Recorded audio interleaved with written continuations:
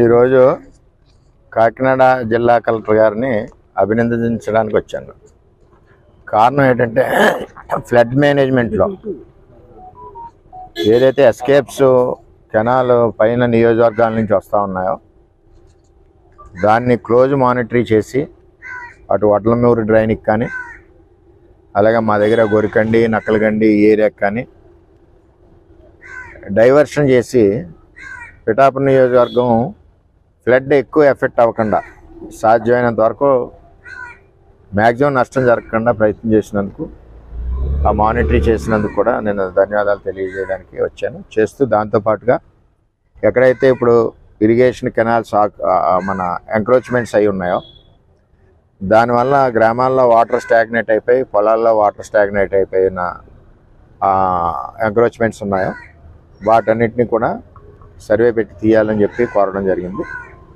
దాంతో పాటుగా ఒకసారి జగన్మోహన్ రెడ్డి పరిపాలన చంద్రబాబు పరిపాలన ఆలోచన చేసుకుంటే ఫ్లడ్ మేనేజ్మెంట్లో ముఖ్యమంత్రి పరదాలు కట్టుకుని పనిచేయాలా, ప్రజలతో ఫీల్డ్లో ఉండి బురద నీళ్ళల్లో ఉండి రాత్రనక పగలనక అక్కడే పడుకుని సెక్రటరియట్ అక్కడే పట్టుకుని పనిచేయాలన్నది చంద్రబాబు నాయుడు గారు ఈ దేశంలో ఉన్న ముఖ్యమంత్రి అందరికీ దశ దిశ తెలిపారు ఫ్లడ్ మేనేజ్మెంట్లో.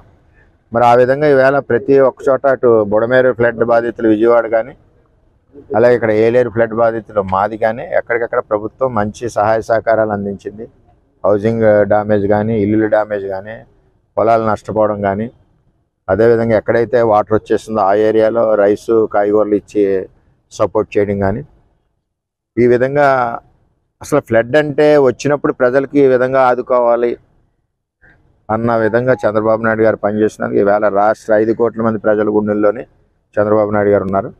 మరి ఇదివరకు జగన్మోహన్ రెడ్డి ఉన్నప్పుడు కూడా వచ్చినప్పుడు ఆయన ఎప్పుడు పరామర్శించడం కానీ రావడం కానీ యాక్చువల్గా 5 సంవత్సరాలకు బయటకు వచ్చింది కూడా మొన్నే ప్రెస్తో మాట్లాడింది కూడా మన ఫ్లడ్ టైంలోనే.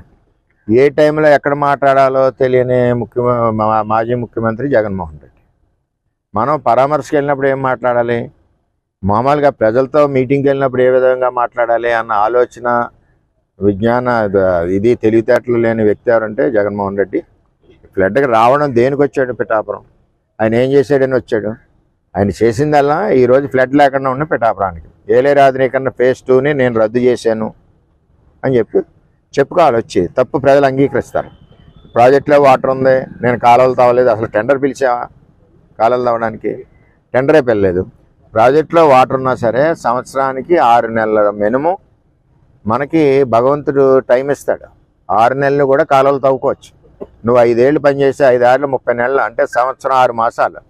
సంవత్సరం 6 మాసాలు నువ్వు పడుకుని ఈ వేళ వచ్చి పరామర్శించడానికి నీకు సిగ్గుండాలి. నువ్వు ఎక్కడ కాలనీలు కట్టావు? మొత్తం రాష్ట్ర వ్యాప్తంగా ఇచ్చిన జగనన్న కాలనీలన్నీ కూడా చేపల చెరువులు మయం మొన్న వర్షాలకి.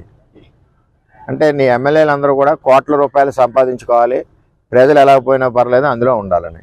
ఇవాళ గొల్లప్రోలు జగనన్న కాలనీకి ఇప్పుడు కలెక్టర్ గారు ల్యాండ్ ఎక్విజిషన్ పెట్టి దగ్గర 1.5 ఎకరాలు తీసుకుని సెపరేట్ రోడ్డు ఇస్తున్నారు. నువ్వు చేసిన పనికిమాలిన పనికి మేము దాన్ని రాటిఫై చేయవలసి వస్తుంది.